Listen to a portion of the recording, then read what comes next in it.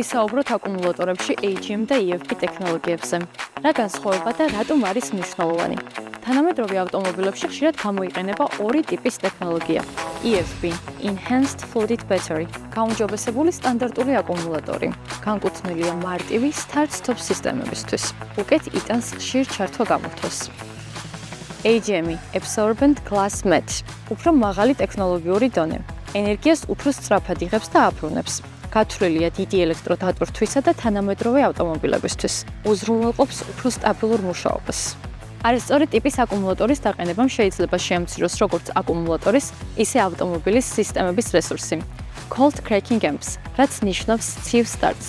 CCA აჩვენებს, რამდენად ეფექტურად შეუძლია აკუმულატორს ძრავის დაკოქვა დაბალ ტემპერატურაზე.